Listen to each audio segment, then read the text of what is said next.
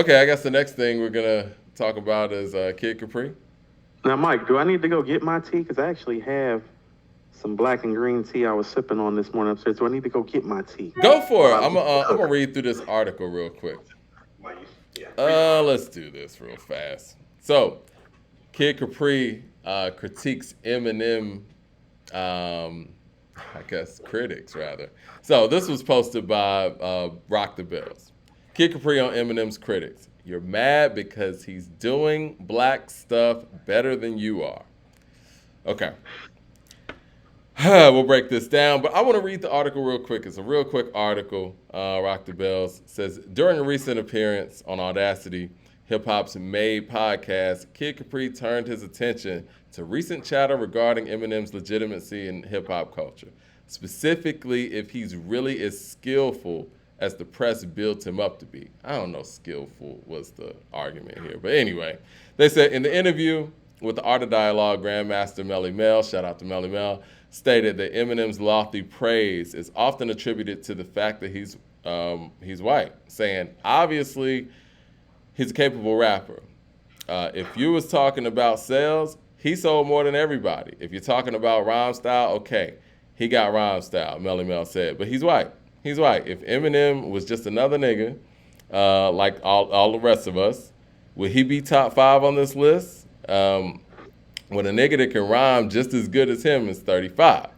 So this is what Kid Capri had to say about it. It says Kid Capri seemingly has taken issue with not only Mel's sentiments, but anyone else who might have criticized Eminem in the past. See, now, that's the part when I told Coop, I was like, wait a minute. It said anyone else who might have criticized Eminem in the past. Now, Coop said, they might be talking about Snoop or whatnot, but I feel like some of these conversations that we have here may be getting some legs. Anyway, this is what Kid Capri said in quote. Everybody goes by popularity of a person instead of the real skill set, said Kid Capri. But see, he's more popular than damn near anybody. He sold more records than anybody, probably more than Pac at this point. So what does he mean? Yeah, he says everybody goes by popularity of a person instead of the real skill set. Everybody keeps going at Eminem because he's white. You're mad because he's doing black stuff better than you are. Like 50 said, that's what it is. The boy's nice. You can't take that from him. Wisely use his name in your mouth every time. That boy's nice. You cannot fuck with him on the stage at all. Okay. All right. Eminem's number one at 220 million. Okay. So yes, he is more Drake is popular than him. Drake is at 170. So the next person is 50 million behind. The first thing I would ask, Kanye's at 160. I would ask for one of our pioneers in Kid Capri. Explain what you mean by you're mad because he's doing black stuff better than you are. What's the black stuff that Eminem is doing that he is doing much better than, I guess, his other black peers? And on a side note, I mean, he said, be careful with his name in your mouth or whatever. I mean, Game had his name all in his mouth. Nothing happened. It's interesting when Game goes out there and does that, there's no response, but they still want to act like this man's Teflon Don behind the mic. But if it was MGK or Jack Harlow or something, or Nick Cannon, he would be quick to respond. I don't think we've actually heard Eminem. He did that gospel record with Kanye, so that was on the Khaled. Other than the gospel joint, I don't think we heard anything since the Black Slim Shady. So Game then, brought Eminem to Jesus. Listen, I've listened to a lot of Kid Capri sets since I read this article. Kid Capri, you don't even play Eminem's music in your sets. This isn't a white thing. This isn't a black thing. We need to take away this whole race card when we talk about Eminem, because I've been very vocal on this show about the Beastie Boys and their impact and how they don't get enough credit for what they've attributed to the game, to hip hop in general. Nobody sits here and when Jump Around comes on, we know every single word. This has nothing to do with the color of this man's skin. It's all about the music. and the music just doesn't add up. And I feel like when you have somebody with the stature of Kid Capri, who is a DJ and is a legend in this game, saying these type of things, it minimizes the real discussion here. The real discussion is this man's catalog. The real discussion is his inability to take on Dilla tracks, Primo tracks, a variety of things. And we just talked about the limited subject matter that someone like Pusha T has in the eyes of many. Do we say the same thing for him? And you talk about skills. Skill set also is your ability to take on different topics and different themes. You know what I mean? It's the same old thing with this guy. And he hadn't dropped a critical acclaimed effort in over 20 years. We can't escape those things. Those are the realities of the situation. It just feels like when you criticize the realities and the fact that you, Kid Capri, you don't play his music in your sets at all. Why is that? It's not because he's white, it's because the records are whack. You probably play Jump Around. I've heard Kid Capri play Jump Around. I've heard Kid Capri play the Beastie Boys. So yes, this has nothing to do with any of that. And it feels like whenever people want to pull this white card when it comes to M, you're trying to change the subject. You're trying to get it away from the fact of what he actually lacks as an artist in comparison to his peers. And I think it diminishes, or you're attempting to diminish the fans and our intelligence about the music in itself. Because if you say anything about the guy, oh, you don't like him because he's white, that has nothing to do with nothing. We've known Eminem is white for a long time. And if it was like that, he never would have gotten the game. We have no problem with the man being white. We just don't think that this top 5, top 10 talk is validated based on the work or lack thereof that he's put out in the game. That's it. We knew he was white the whole time. Even when we were listening to the stuff, we were buying the record. So to actually bring it into that, I think is very, very deceptive. And you guys are hiding behind this white card and not facing the reality that he's not as great as an artist and as a hip hop artist as you would like for him to be. So show the records, Kid Capri, and address that part of it. Don't sit here and just minimize it like niggas is hating on him. See, that's the first thing people do when you actually have a point. Oh, you hating. No, retort with the actual music. Because, you know, when niggas would say stuff, ill-educated stuff about, like, you know, Big or Rakim, I go straight to the songs. I don't go out anything else, like, oh, nigga, you weren't there or whatever. No, I'll play the songs or name the songs.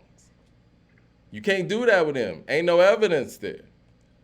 And the passes are over. That whole notion of, oh, Rakim said he's Muhammad Ali, or this person said this and that shit is over, man.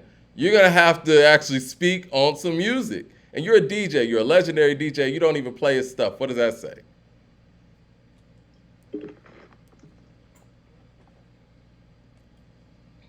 I'm sure we got some super chats. No, go ahead, Coop. Go ahead. Well, what are your thoughts? Well, he's a polarizing figure eternally because his whiteness is always going to be discussed in the sphere of hip hop, because our biggest selling hip hop artist ever is a white person who a lot of black people, including yourself in this culture, feels does not make quality records for the culture that he is a representative of. Fair? Fair. I don't think he makes black music. I think when he said that, right. I think that was false. So what I will submit to you is that,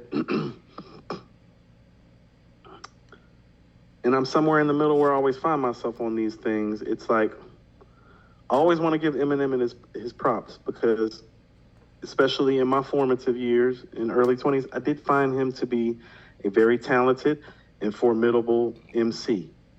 Have always felt that way about him.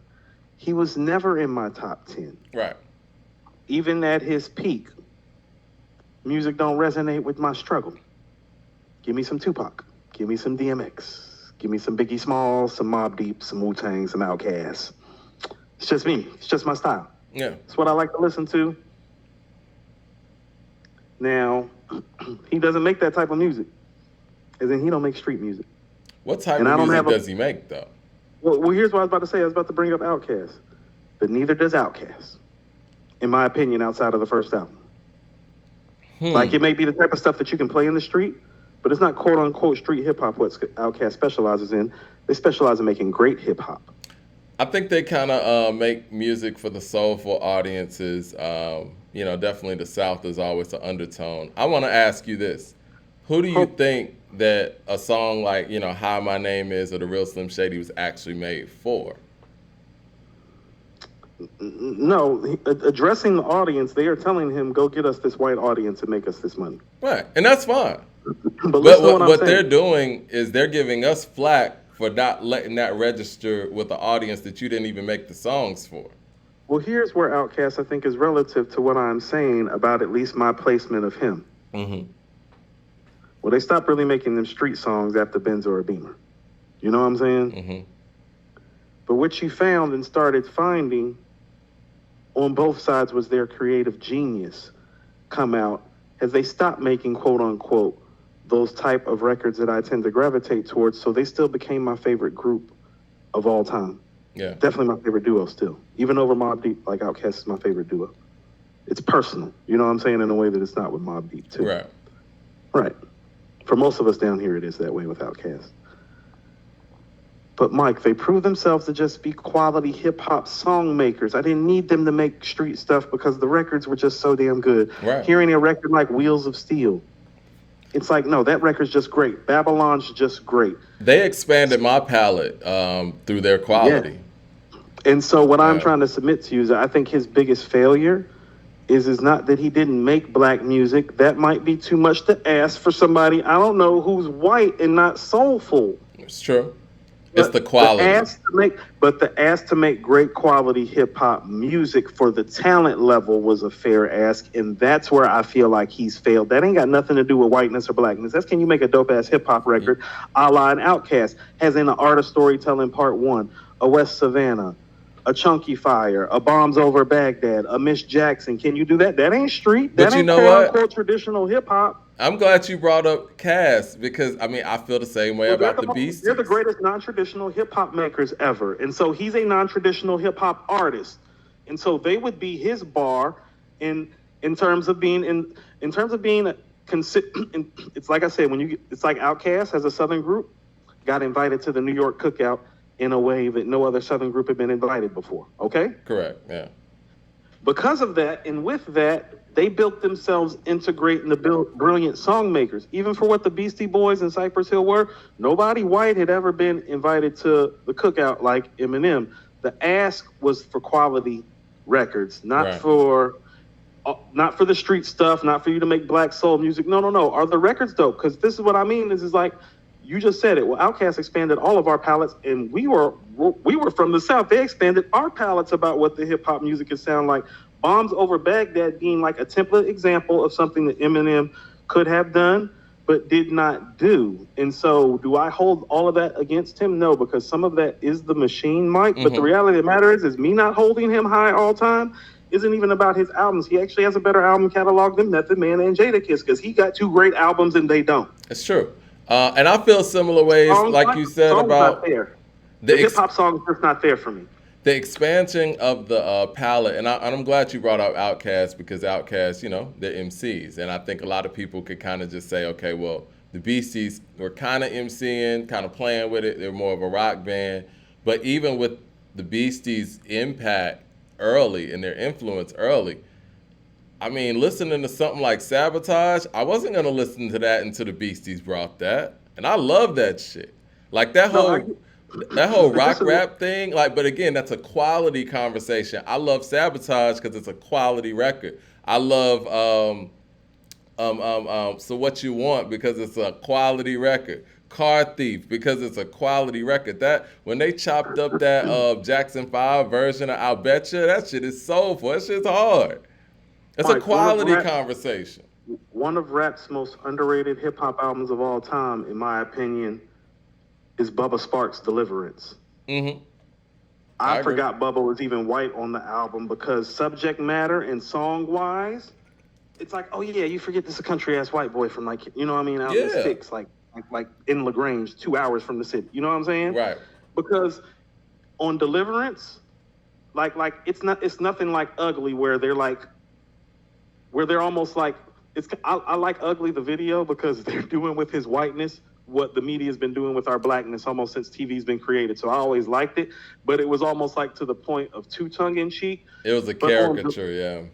Right, but on Deliverance, what you have is just dope ass hip hop songs. Exactly. You could tell on Ugly they were chasing it. And dope rhyme schemes and dope stories. Like She Tried Yeah. is one of She Tried was hard. And it's like that's all I really wanted. Yeah. And that's all we really want from our artists is really for them to give us quality music over a course of time. And that's why I bring up Method Man, Jadakiss, and OutKast, because it's like, well, he's made better albums than Method Man and Jadakiss, but he hasn't made better songs. And he hasn't been greater over a longer duration of time either.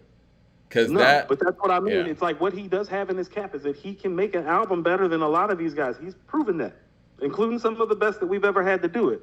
But when you look, let me. I don't want to interrupt you, but there is a caveat here. When he did do that, he did have Dr. Dre, who is the best hip hop album maker of all time.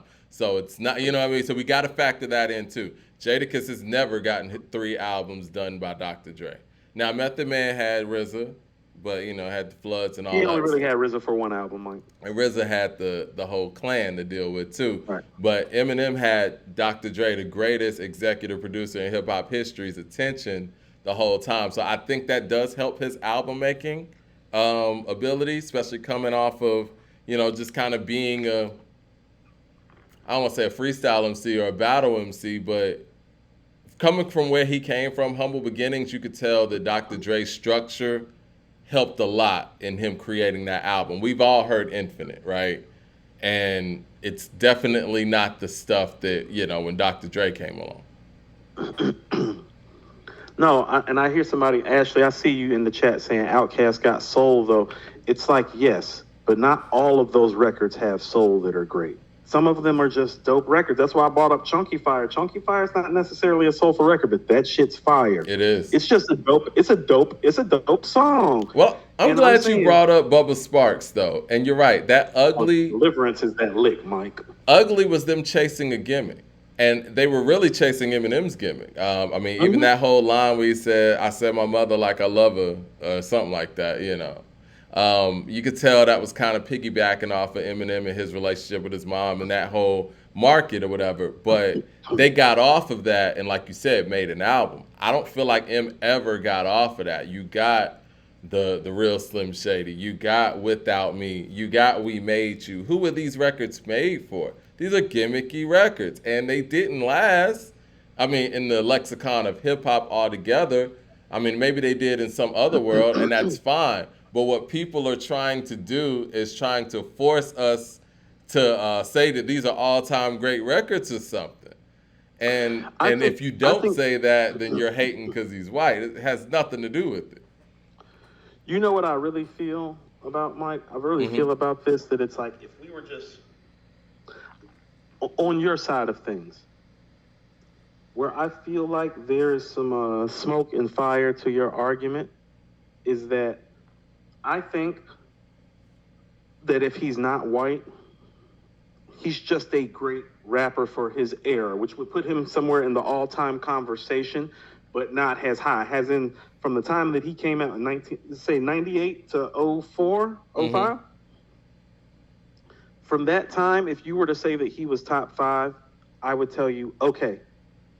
But to say top 5 all time, I think is where the influence of his record sales and his whiteness come into play.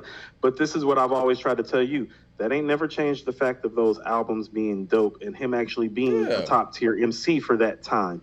But over the long haul, I do think because of the sales and because of his whiteness, he gets placed higher up the spear than he deserves. But when I say top 5 rapper for his era, that means he would be in a top 50 list in discussion, which he deserves to be, in my opinion. And I think that is more a fair account for him. Just like I think it's more a fair account to put Big Boy ahead of Andre and have them both on the damn list. And, again, and I feel that. But it feels like whenever you try to, break this individual down, the pushback is so much different. Like, you know what I'm I'm saying? not Like, see this is what I mean. That's and that is where the whiteness of it comes it's into like he play because better be that in your top five.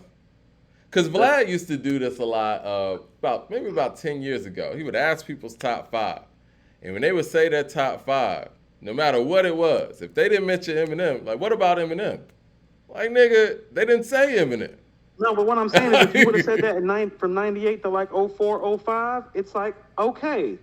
But outside of that time, realistically speaking, no. And here's what people need to realize is like, well, he was only top five for a time. A lot of guys have been top five for a time that don't get the notoriety he get that's not white. And that's where it's a problem for you, I think, because let's Yeah. go to somebody like, I don't know, Kane. KRS. Right. Yeah. G-Rap. LL. Right.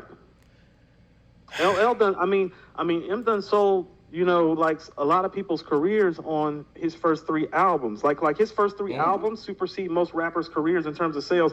And I don't mean First two. I don't mean like little guys. I mean guys like LL and Nas. Mm-hmm.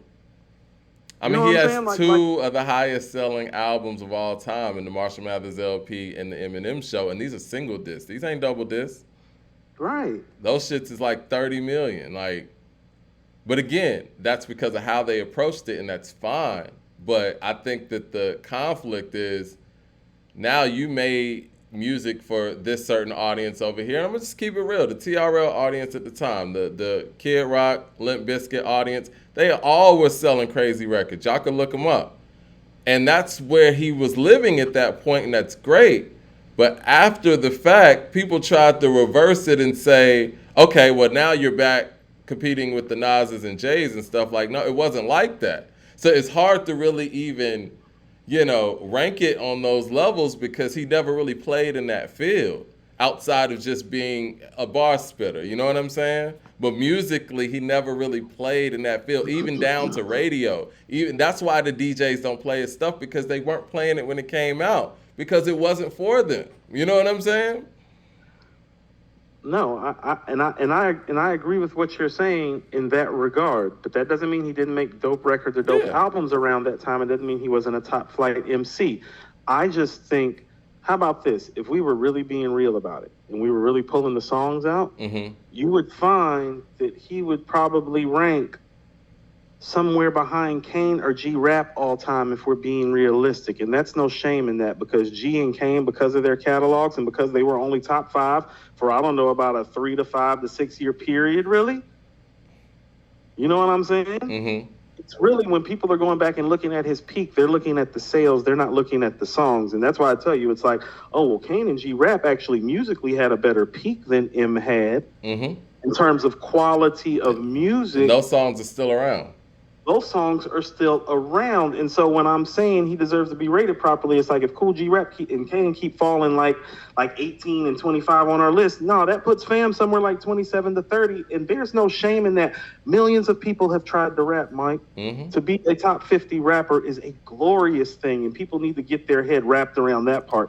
Think about what it is to be the 50 best at something that millions of people have tried to do. It's a huge accomplishment. No downgrade. There's no such thing as being downgraded when you're in the top 50 of something that millions have attempted to do. I agree. What do you think is his best album? I'm going the Eminem Show. I used to feel like it was the Marshall Mathers LP, Mike, but you have convinced me, and I actually feel like, and this is why I feel like it, the guy in me that's an MC that heard the improvement of the MC from the Slim Shady LP to the Marshall Mathers LP. Like, I heard the timing improve. I saw the structure of the songs improve. I saw the bars improve. I saw him talk about more real life situations. You get what I'm saying? Right. But if you actually want to look up what held up best song wise, Mike, the songs on the Eminem Show are his best songs. Okay. Outside of a couple that are on the Marshall Mathers LP, in terms of what held up that you could play now and be like, no, that's still good. Most of it you'll find on the Eminem Show, and so I will agree with you on that. I think that's him at his best. Renegade comes from that time period, and so does not Sing for the Moment. That's on the album, but the soundtrack song, you know what I'm talking about, Lose Yourself. And I think that's some of his best work. Rabbit Run comes from that time. That's what I mean. It's like, that's his moment. So with that being said, though, where would you place the Eminem Show, like, all time? Like, let's just put it in Jay-Z's catalog. Okay. Is it? It's not Reasonable Doubt. It's not the Blueprint. It's not the Black Album. So it falls somewhere around there. No, Volume One has more classic stuff than the Eminem show. Okay, so Been you told got you that. Volume One ahead of that. I mean, I told Okay. you, Mike. Volume One got more classic stuff than the Black Album and the Blueprint, actually. Okay. But whatever, you know what I'm saying? It's like I know those albums are better, but there's not an album outside of Reasonable Doubt where Jay has more classic. Listen, what I'm saying, the word classic material on Volume One. Imaginary Players is classic. Streets is Watching, classic. Friender 498, classic. A Million and One Rhyme No More, classic. You Must Love Me, classic. Where I'm From, classic. The Eminem show ain't got 5 records like that. Where would you Just put don't. Where would you put the Eminem show in Nas's catalog? It would probably fall 5th or 6th in Jay's. Just right now offhand, because I'm not taking it over the Blueprint, Black Album, Volume 1, or Reasonable Doubt. So just off first hand, the best that it could do is 5th. Okay. In Nas's catalog, well, it's not better than Illmatic, Stillmatic. It Was Written, Lost Tapes. Yeah, Mike, I mean, his best for them is somewhere between their 5 to 8 in both regards. Like the first place where I would consider putting his material in, his best material in, to compare to theirs would probably be about their 5th best albums as far as just being able to provide some objective, unbiased comparative analysis. Because in relationship to Eminem, with Jay and Nas in mind, I am biased towards Jay and Nas. So objectively speaking, it would be somewhere in the 5 to 7 slot, most likely, if we're talking quality of music to an arbitrary hip-hop ear. Okay. Let me get to these super chats real quick. Esquire with the super chat says, I made that point about classic records when y'all were doing the MC ranking between newer artists versus golden age MCs, moving the goalpost for Push. Esquire also says, don't conflate hit records with memorable records. Outside of Push's core audience, all of his most memorable moments are tied to bigger artists. We could say the same for Jadakiss, guys. That's all I'm saying. I love Jada. We could say that about a lot of guys, is what I'm saying. Why is it the thing with Push when that happens? You know what I'm saying? Right. Like, here's what I mean when I'm We saying, can say like, that to Busta Rhymes, honestly. If we keep it a buck. who just got a Lifetime Yeah. Achievement Award, who reminded people that it's like, oh, shoot, I was really a guest artist I was a group member or a guest artist the first 5-6 years of this legendary career I'm getting awarded for. I didn't even have a solo album. Ella Nuts came out in 89. His debut album is 96, I believe. 7 years before he even dropped anything solo. But here's what I mean. Like,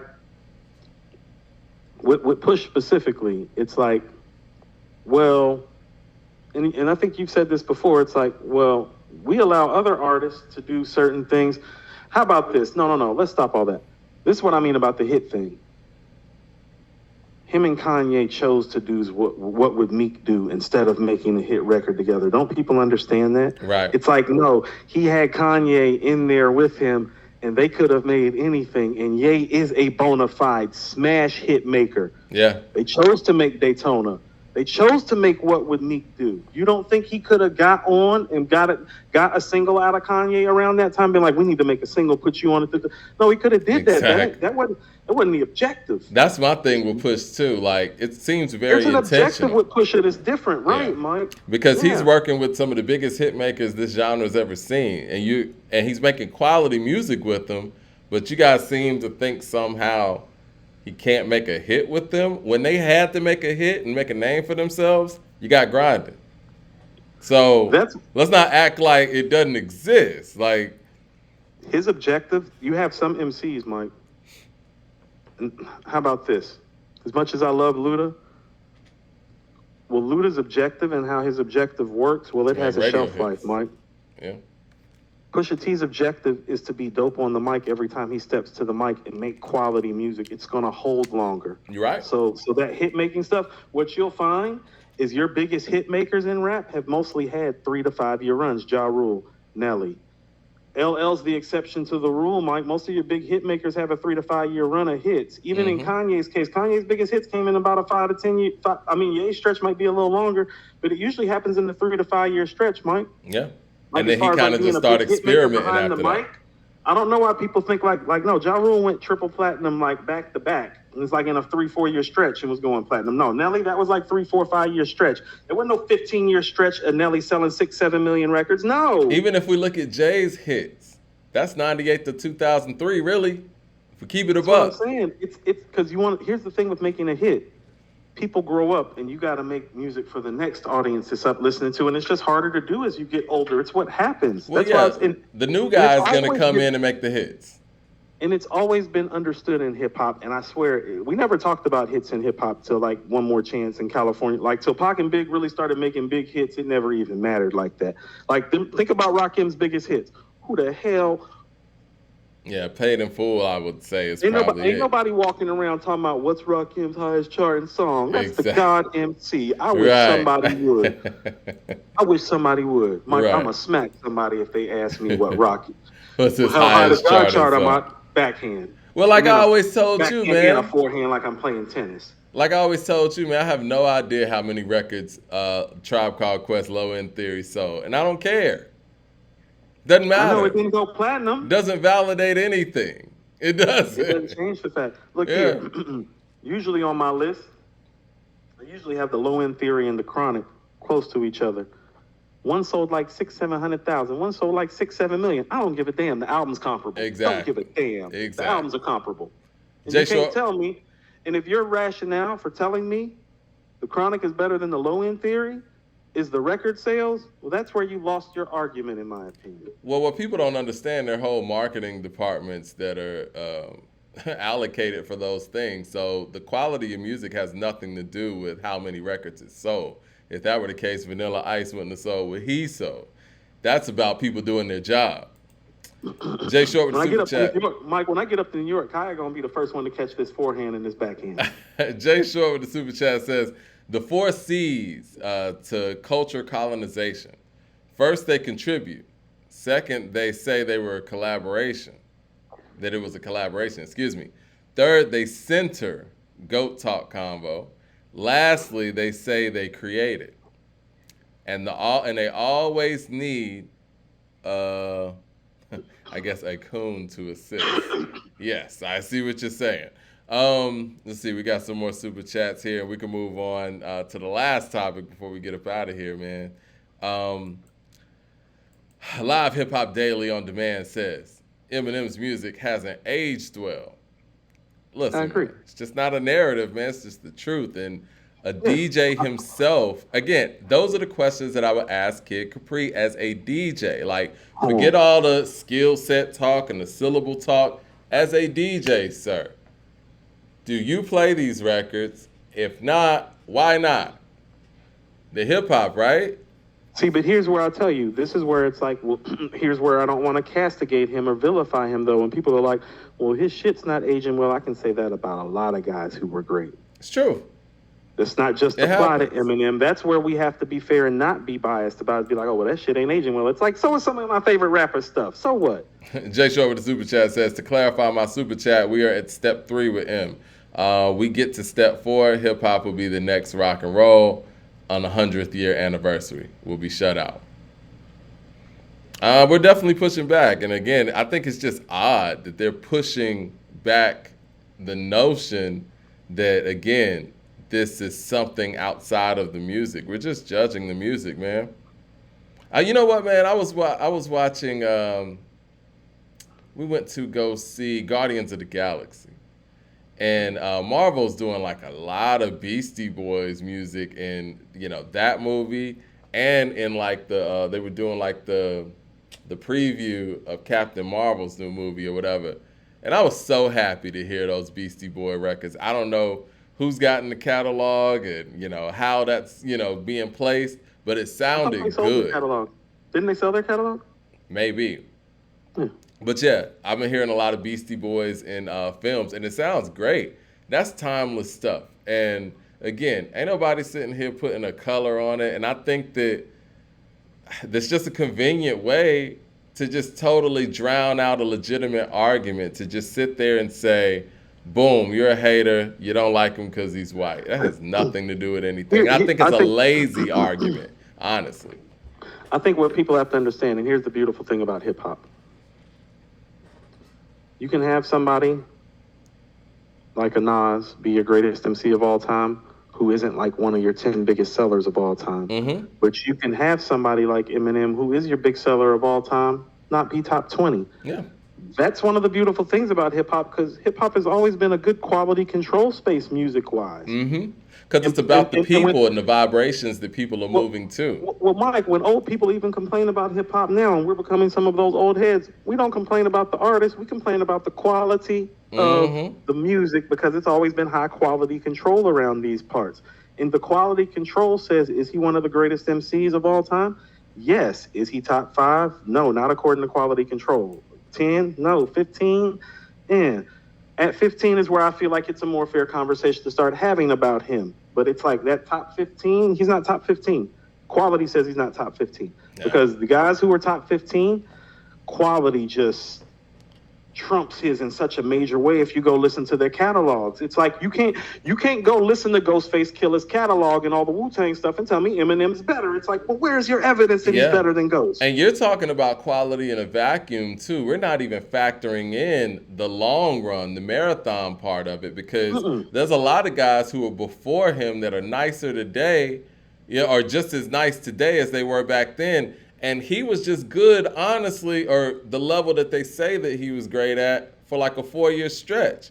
And everything after that is a drop-off. Like, we have to be consistent in the fact that we're grading the drop-off as well. We can't sit here and act like the 20-year drop-off doesn't exist. You were good for 3 or 4 years and bad for 20. Like, how does that level out with somebody like a Raekwon? You know what I mean? Right. No, let's go to somebody who's ranked even higher than a Raekwon traditionally, and let's go look at his 3-4 year run, who we're about to talk about anyway, and we can transition. Mm-hmm. Mike, go compare Ice Cube's peak 4-year run to Eminem's peak 4-year run. What are we talking about? Nah, man. Hell no. That's what Eminem fans have to understand when they place him in that conversation. It's like, okay, go get his best stuff from what, 98 to what, 05? Like, go get Ice Cube stuff from America's Most on down. You're giving him years. It was like 99 to 02 actually, because the Eminem show's 02. The decline, 02? Yeah, the decline started at 8 Mile the next year. I give 8 Mile is 03. No, I'm sorry. 8 Mile is the end of 02 because Get Rich or Die Trying is that January of 03. It still had some carry. Let's just say let's just do it in because Encore is where the drop-off is. Let's go 98, 2003 versus Ice Cube from 1991 to 1996. 99. That is not a conversation. Yeah. It's not a conversation. Mm-hmm. You get what I'm saying? And that's why he's not top 10, because it's like Ice Cube is, even though he's higher on our list, he's somebody that's traditionally thought of as somebody that's on the back end of the top 10. It's like, well, if he's on the back end of most people's top 10, and Eminem's peak run isn't even close to comparing to his, what does that tell you objectively and musically quality-wise about where he should be placed? Facts. It's really that simple. Yeah. Because here's the reality of the matter. It's like, nah, Cube had hits, platinum certifications, classic albums, classic songs, street records, stories, like what you want for a 5-year stretch. He did anything as great as anybody ever did it. No, you can't say that about Eminem's run. That's why it's not a top 10, 15 MC. And that's it. And it has nothing to do with mentioning anybody's color. Listen, because everything that I just said about him, I could tell you that that's an argument to keep Cool G Rap out. Mm-hmm. And we've done those things. And we've done those things. Yeah. And I've had to eat the food about G, even though I love him. Because when I hear Cool G Rap, I ain't heard 15 niggas better than Cool G Rap. I've had to be super critical of one of my favorite MCs, Andre 3000, on this show. It's just the facts. I'm 40. I'll be 42 in a few months. I have yet to hear 15 guys that rap better than Cool G Rap, but he's not in my top 15. App Studios, AB Studio says, it's just a song we don't sing, cleaning out my closet. It's just songs we don't sing, cleaning out my closet. Let's see. I gotta get out of here in a minute, Mike. Okay, cool. We're gonna close up. Let me get to the end of these super chats, and we'll get up out of here. Jermaine Johnson with the super chat says, "What happens in an Eminem versus against Push? Push wins." I mean, simple as that. Let's see. I think that's another one here, and we can go on to the close here. Oh, here it is. Chris Daugherty with the super chat says, Coop, in your opinion, why is Rick Ross's catalog aging so well? He's one of the best beat pickers of all time, for one. Rick Ross is the prime example of something that got told to me a long time ago, which is you hire what you can't teach. And Rick Ross is so intangibly great at things that don't tangibly measure up on paper sometimes that's why he gets overlooked. But he's underrated as a song maker. It's definitely underrated as a lyricist because his flow is Biggie-like and Biggie expired. He doesn't get enough credit for actually being able to deliver on those things. Modern day wise, he is probably the best executor of a dope song of the modern era, if you really want to know the truth. That's Ross what I'm saying. has an It's like, excellent no, ear. if you're picking somebody from like, when are you talking about, 2005? Yep. 2005 on, if I had to pick one person to make a song in that gap who was new, he would be the guy I would pick because he's probably going to give you the best song. That's what I mean. Okay, so this is a great way to juxtapose it. Eminem catalog not fucking with Ross's at all. Mm-mm. Now, I hear lyrically a better MC, and I know that to be true. But outside of lyrically and storytelling wise, where's Eminem better than Rick Ross? That's tangible and quantifiable outside of record sales. Right. Like, let's just go to the music. And it's like, that's my problem with M, is that people like Ross, I can make a valid argument for being better than, even though I know what M spit game look like.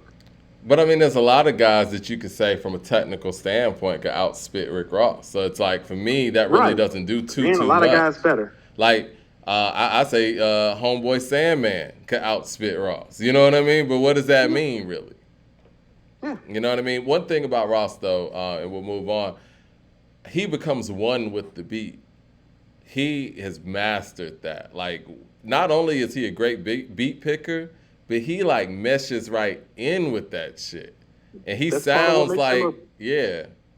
He picks the records. He can do that too. That people have to understand that is a skill. That's what I'm talking about, an intangible thing. That's one of those things. Like, it's like, well, damn, why does Tom Brady play so good in the fourth quarter? Intangible skill. Like, why do Ross always slide on the beat like this? That's that intangible skill you can't account for.